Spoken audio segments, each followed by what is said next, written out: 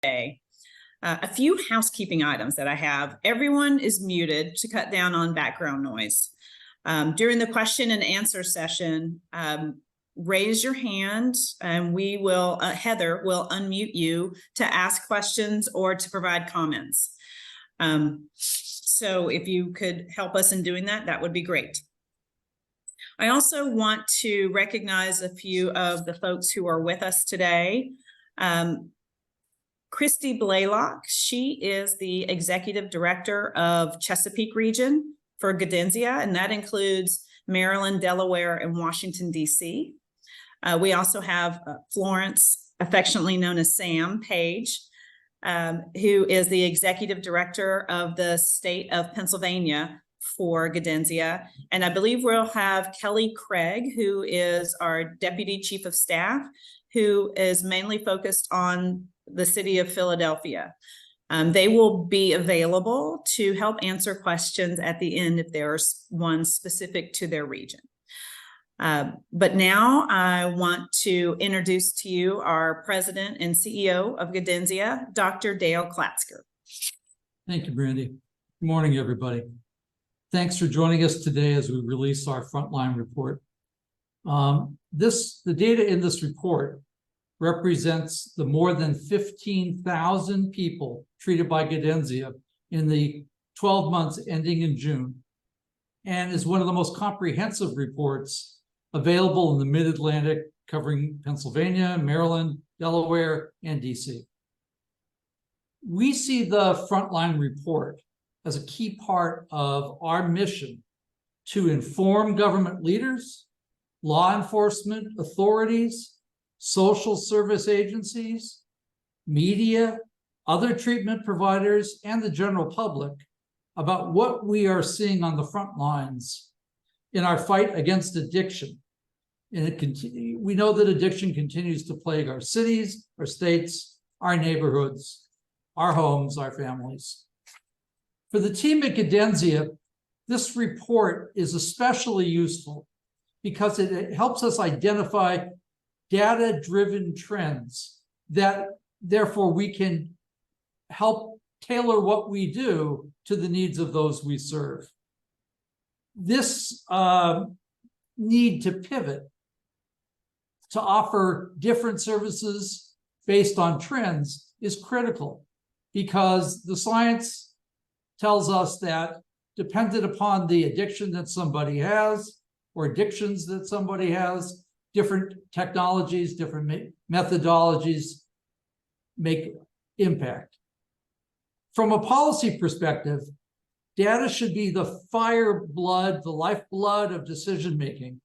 Data should be used more to inform decisions, such as how to spend opioid treatment dollars, or how to create statewide funding plans, or how to build a greater continuum of care that takes into account all the facets of a person's treatment and recovery journey.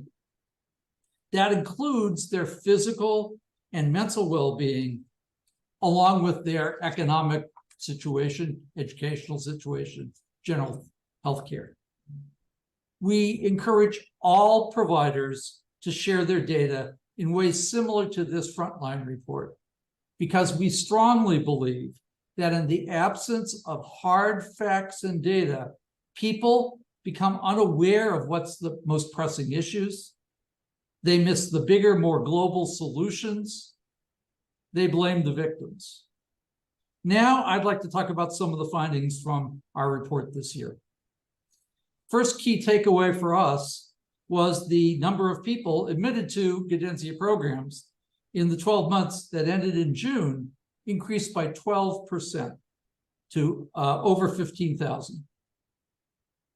This increase is evidence of the continued need for treatment and the necessity for low barrier access to care. Other key takeaways include 28% of our admissions reporting a secondary substance use disorder, and 40% had a secondary stimulant use disorder. Now that's up significantly from the previous year, where it was 23%.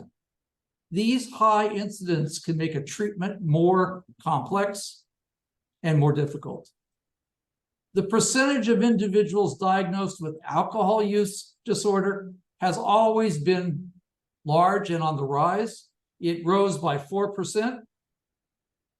Interestingly enough, and there's been some recent press on this, the percentage of adults that we serve, 55 or older, who were assessing treatment, that increased by 5%. So this is what I mean when I say the report can be useful in how we dedicate our resources. Treating somebody in their 50s or their 60s can require different training and perspectives than helping somebody who's in their 20s or 30s. This demonstrates the need for specialized care and insurance coverage for residential care for populations that currently have a hard time getting that, like people on Medicare.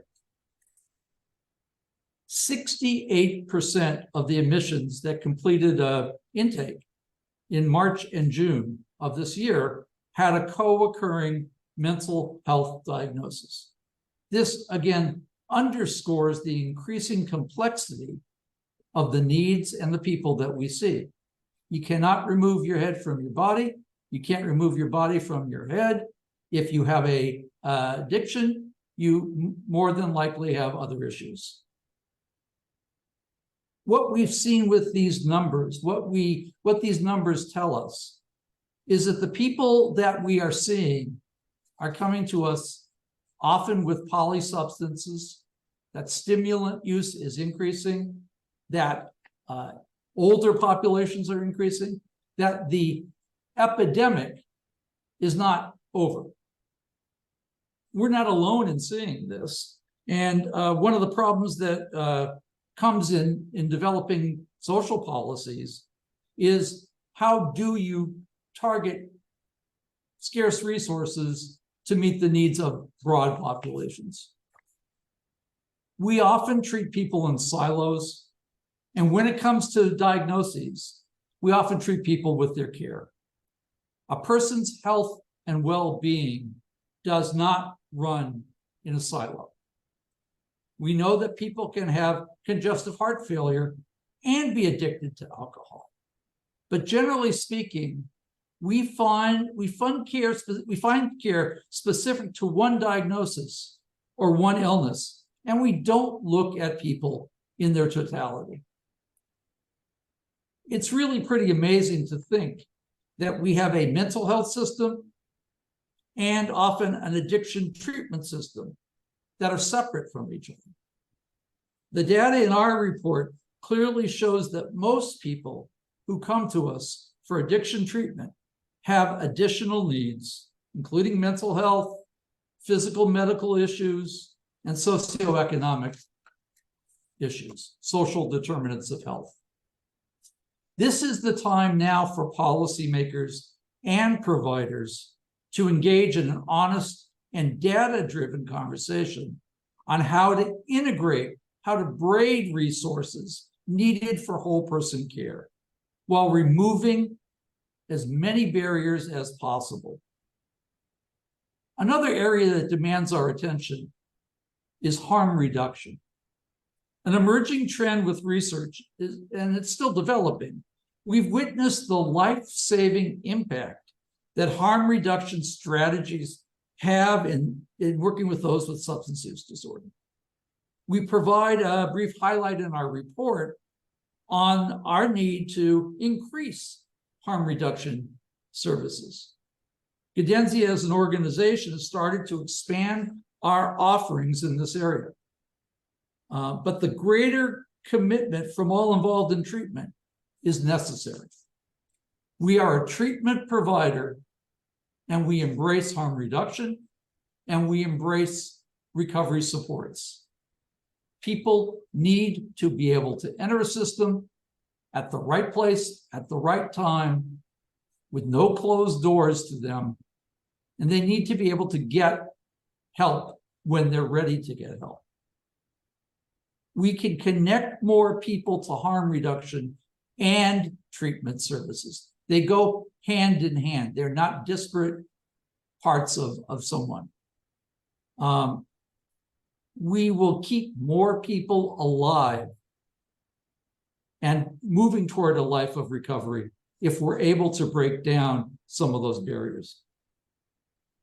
We know it's controversial, drug use sites, consumption sites.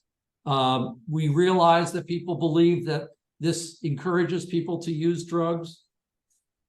And while I'm not going to pitch yes to consumption sites or not, we know that if people are addicted to drugs, we are not helping them stay safe as we try to encourage them to seek treatment. We're just facilitating more deaths and more disease. If people have access to clean needles, testing strips, they have a much better chance of staying alive until they're ready to embark on their recovery journey.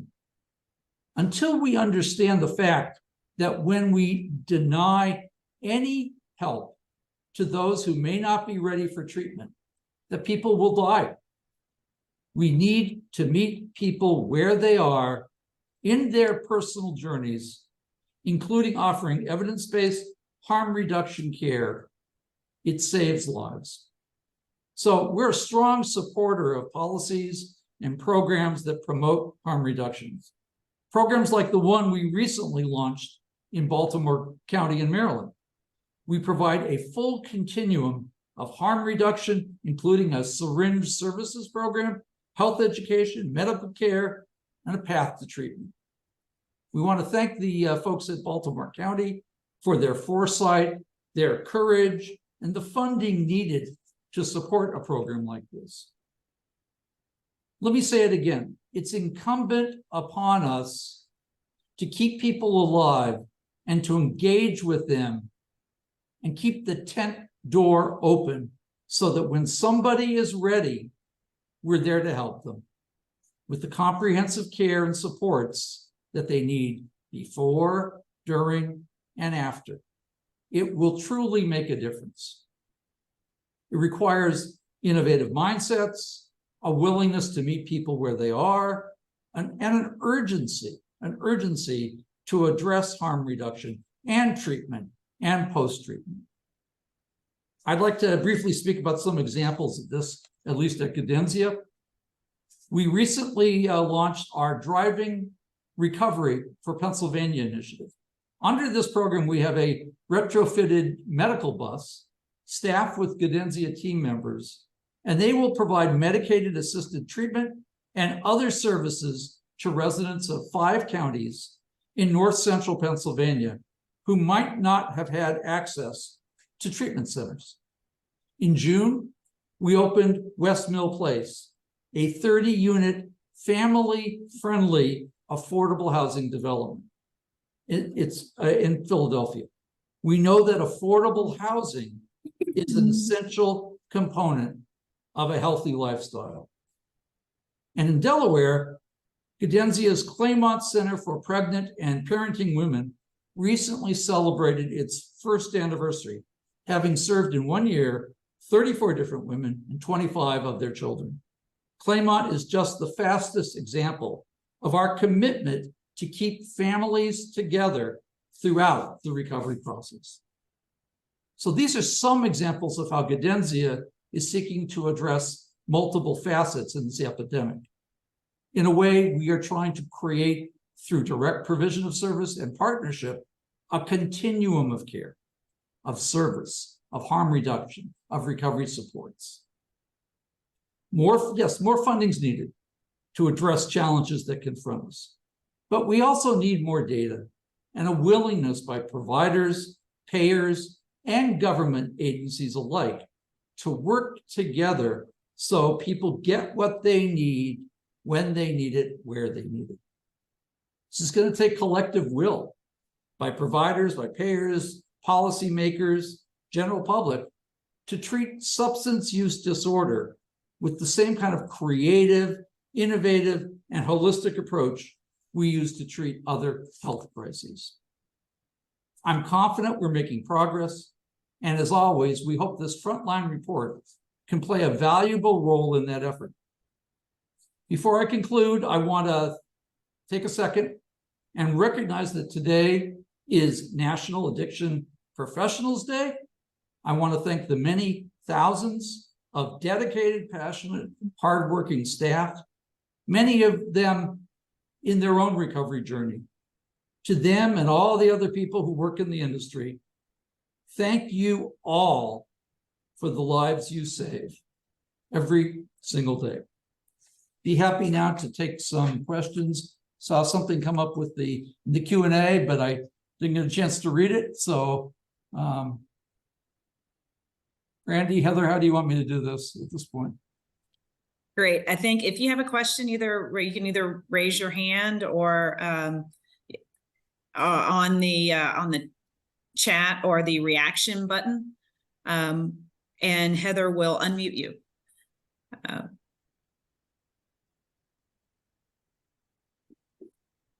But since we can't see most people, Heather, why don't we just, there's James McGinnis has a question, so please unmute him.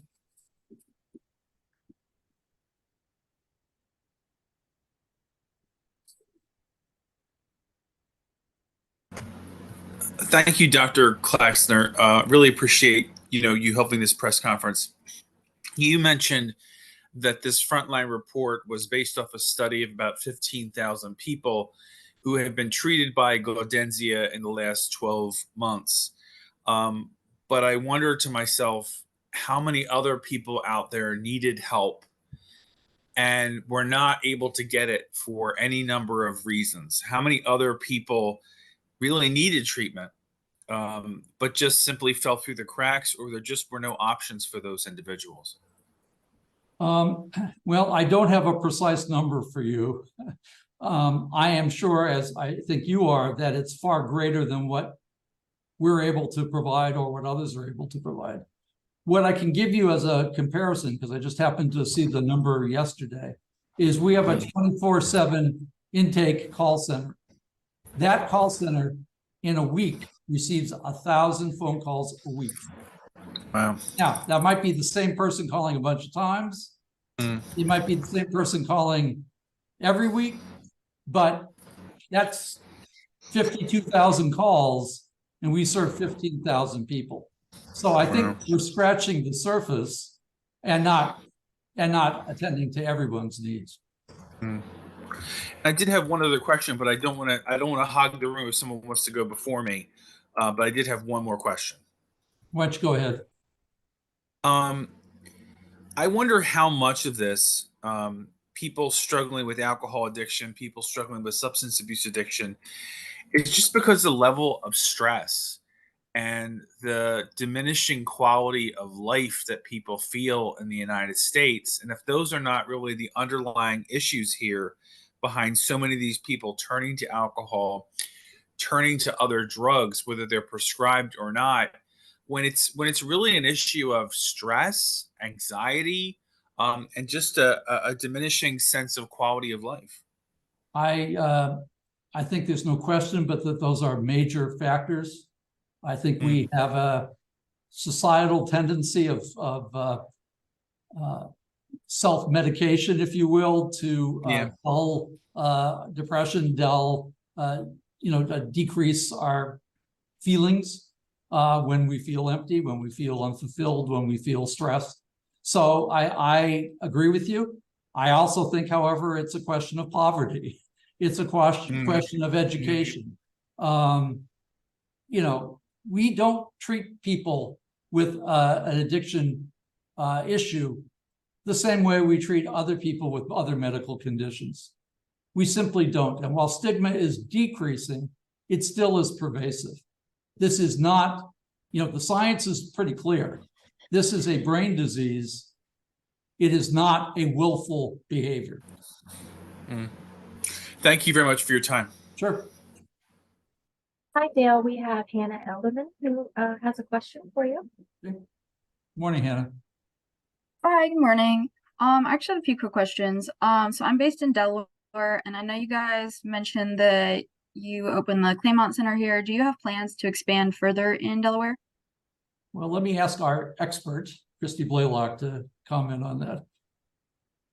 Yeah, hi, Hannah. We do. You know, one thing that I think Gaudenzia does really well is we put our mind to serving a certain population or opening up our footprint to additional services. We want to do it right, and we want to do it right the first time. We've put a lot of effort and a lot of resources and have worked with a lot of community partners on making sure that the Claymont Center is up and running and really doing great things outside of what society thinks that women and children need as part of SUD or mental health treatment. So we just hit our 1 year anniversary. Our facility is one of the levels of program. One of the levels of care is at capacity, which is great. And I think now we look at sustainability and making sure that we have the staffing, that the rates in Delaware, you know, to treat women and children specifically, that is a population that is expensive. They have a lot more resources needed that if the community and the jurisdiction they live in doesn't have to provide that, then again, you know, they're missing out. So working with our state policymakers and making sure that it's a sustainable rate that we can be able to provide those services is our #1 goal right now, because we want to keep Claymont open and we want to be able to take that footprint and that program, you know, to expand that into other jurisdictions and offer other levels of care across Delaware, you know, as needed. So we listen to the community. If the community, if there's a need, one thing that we do really well is making sure that we are very flexible and that we can change our footprint and our landscape based on what the constituents in our communities need. So if we are needed more in Delaware, the plan is absolutely to expand, but we want to do it right. And we need to be able to do it sustainably and be paid for services that are going to ultimately impact those women and those children in a positive way. Gotcha. And then you mentioned also in the initial release that in terms of demographics, you know, there's a increase in adults over the age of 55. Have you guys noticed any difference in the racial demographics of people admitted to your centers? That has stayed relatively consistent for Gaudenzia, but we are, again, both an urban and a rural provider. So the people who seek us out for care or enter our care tend to reflect the you know, ethnicities and demographics of the communities in which we are operating.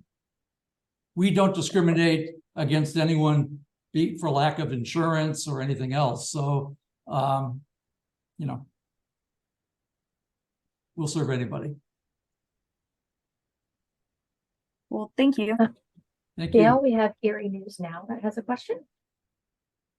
Hello. I noticed in your report you had talked about how fentanyl remains a top concern. Could you elaborate a little bit on the fact about how dangerous fentanyl is, especially when it comes to the amount of overdoses and accidental overdoses? Sam, you want to take that one? Good morning, everyone. Yes, fentanyl is extremely dangerous in terms of how such a small amount can have such an adverse effect on every organ in the body, and certainly mental functioning and ability to be in control of your life. It also, because it takes just a small amount, you can easily underestimate the quantity and the potency of this particular drug. In addition to that, fentanyl is being laced into almost every other drug or substance that people are using who have substance use disorders. It is a dangerous medication or drug that can really adversely impact people. So a lot of times, putting it simply, underestimate the potency, the amount. There's no way to measure. A lot of times individuals don't even know that it's in the substance that they're using. So they find out in the aftermath after they've overdosed or, you know, have been physiologically impacted that they were using fentanyl, and it's highly addictive as well. And just to follow up on that, we're based out of obviously Erie County, and I noticed that you mentioned that stimulants were the drug of choice for Erie County. Can you talk about how that compares to other communities and other states that you serve? In Erie, yes, there's an increase in use of stimulants. You're talking about stimulants, is that what you said? Yes, correct. Thank you. Absolutely. I think across the Commonwealth, we're seeing an increase in the use of stimulants and psychoactive drugs that basically have a stimulant effect. I think a lot of females use stimulants as well. We've seen a high increase in the percentage of women using stimulants. I've noticed that as an indicator of drugs of choice for women who are coming into treatment. It has certainly been an increasing problem over the last 4 to 5 years. It's certainly a tenacious substance. It's not easily treated. And so a lot of times people have a recidivism, but it is certainly a preference, and it's certainly folks trying to shy away from opiates and sedative drugs will oftentimes yield and prefer to use stimulants, unfortunately. Christy, are you seeing it in your areas? We are just starting to see a touch of stimulant use, specifically at Crownsville, coming in because with our 24/7 assessment center, we are seeing people come in to be admitted from across state lines, or coming in from the district, or even from Pennsylvania. So we're starting to see people come across into Maryland that have a higher use of stimulants. Yes. Thank you. I got a email from Dee Winner who would like to ask a question, but if Heather, you can unmute her maybe.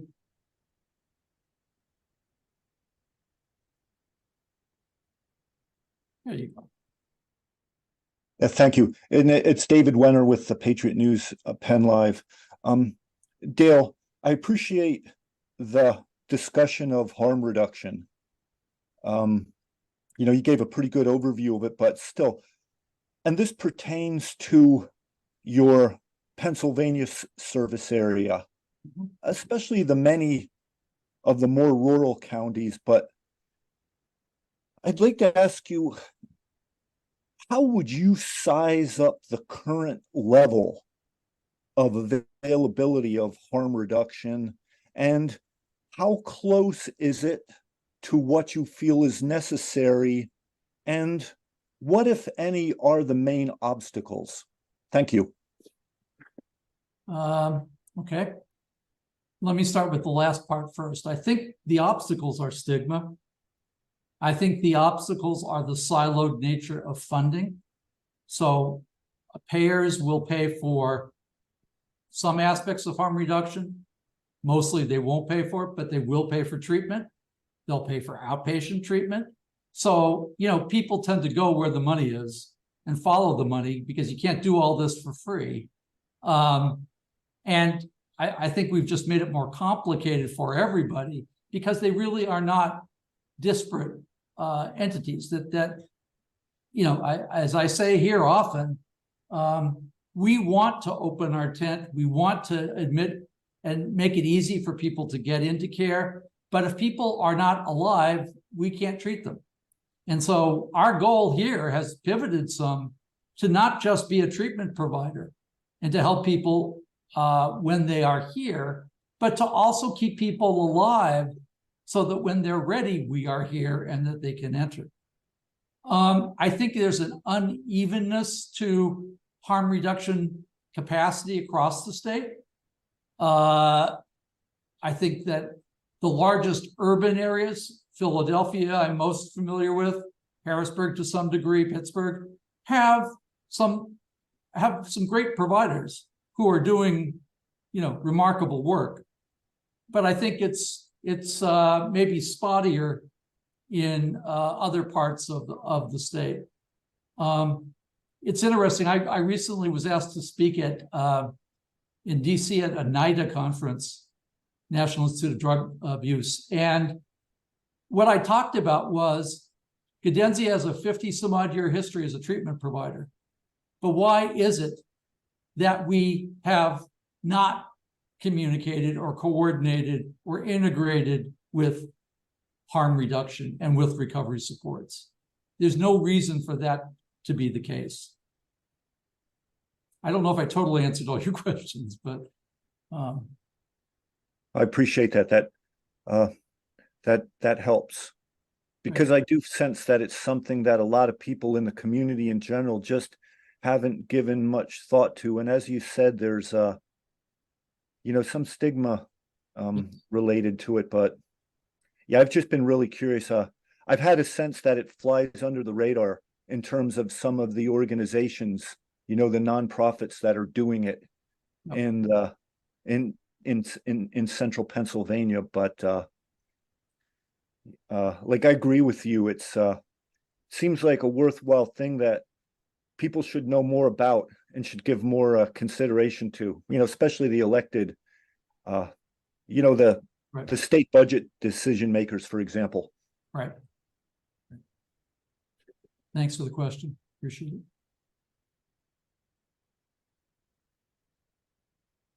We've Do we have any more questions? answered everybody's questions about Gaudenzia. I'm not seeing any more questions. Well, hopefully this has been useful for you. Feel free to contact us after this press conference or at any time. We, again, view our responsibility as being one of educating and informing, and we're happy to do that anywhere at any time. So thank you, and hope everyone has a good rest of your day.